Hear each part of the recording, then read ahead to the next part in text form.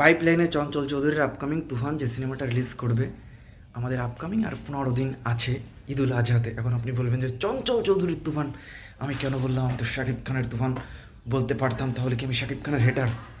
এই ভিডিওটা আপনারা মনোযোগ সহকারে পুরোটা যদি আপনারা দেখেন, তাহলে আপনারা কিন্তু এই ব্যাপারটা আমার মনে হয় ক্লিয়ার হবেন।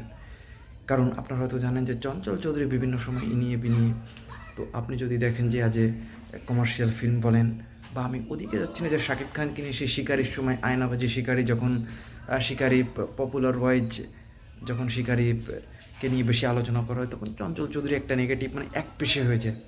এখন আজকালকার দিনে দাঁড়িয়ে যখন শাকিব খানের জয় জয়কর চারিদিকে, এবং শাকিব খানের আপকামিং রিলিজ তুফান, এবং যে তুফান সিনেমাতে সামিল চঞ্চল চৌধুরী, এবং সেখানে তিনি কেন ভালো ভালো কথা বলছেন এবং কী কী বলেছেন আজকে, এই কথাগুলো বলবো। এবং মানুষের আমি পাল্টি খাওয়া বলবো না, সবাই কম বেশি সুবিধা দেখে নিজের, বাট এরকম চোখের সামনে একজন শাকিব খান যে কত বড় মেগা স্টার, এবং কেন শাকিব খান আজকে কিছু কথা বলবো। তো তানভীর তারেকের রিসেন্টলি একটা শোতে চঞ্চল চৌধুরী কিন্তু নিজেই স্বীকার করে দিয়েছেন অলরেডি, আর এখানে বলার কিচ্ছু নেই যে শাকিব খান নিঃসন্দেহে অনেক ভালো অভিনেতা।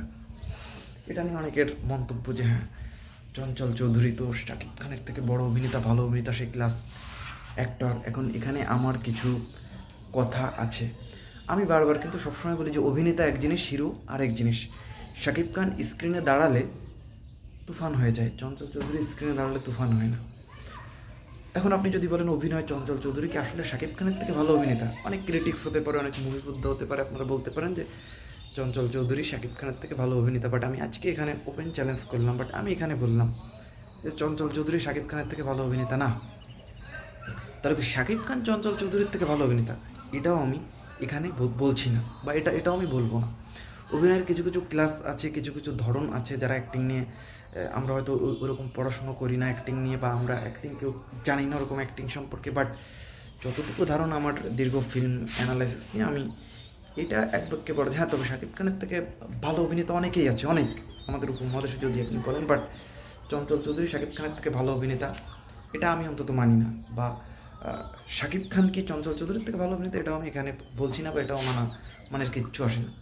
তো চঞ্চল চৌধুরী বলে যে শাকিব খান ডেফিনেটলি ভালো অভিনেতা। এখন এটাকে তুফান আসছে বলে এই কারণে তো মানুষজন বলছে যে তুফান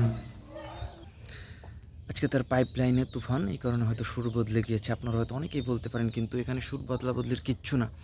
শুধু চঞ্চল চৌধুরী না, যারা যারা শাকিব খানের নাম শুনলে ওই সময় নাক ছিটকাতো, বা হ্যাঁ শাকিব খান মানে আসলে একটু এড়িয়ে যাওয়া, একটু গুরুত্ব না দেওয়া, আজকে দেখেন আজকে এক তুফানে কি করে দিল যে সবাই রীতিমতো শাকিব খানের গুণগানে একদম অনলাইন পঞ্চমুগ্ধকর, সবাই শাকিব খান শাকিব খান অ্যান্ড শাকিব খান। এবং আজকে চঞ্চল চৌধুরীকে দেখে আসলে মানে সবার শেখা উচিত যে আসলে কমার্শিয়াল সিনেমার তারকা আসলে কী জিনিস। এবং একজন শাকিব খান তার আসলে জনপ্রিয়তা বা কোয়ালিটি ওয়াইজ আপনি যদি দেখেন যে সে কোথায় আজকে, এবং চঞ্চল চৌধুরী যাকে নিয়ে একটা টাইমে বিতর্কিত যে একটা ব্যাপার হচ্ছিল, বা অনেকে কথা বলছিল যে হ্যাঁ কি আসলে এই দুজনের ভিতর আসলে এই যে বিতর্ক, হ্যাঁ তো চঞ্চল নিজেই আসলে স্বীকার করছে যে আসলে আমরা দেখেন দুজনেই দিন শেষে অভিনেতা, এবং অভিনয় শাকিব খানেরও পেশা এবং আমারও পেশা। আমরা অন্য যা কিছু করি না, কোনো প্রধান পেশাস্ত এখানে আসলে দলাদলি বা ভাগাভাগি এই ব্যাপারটা আসলে করা উচিত না। তো দেখেন চঞ্চল কিন্তু সেই শাকিব খানের স্টারডমের কাছে আসলে উইক হয়ে সে কিন্তু এই কথাগুলো বলল।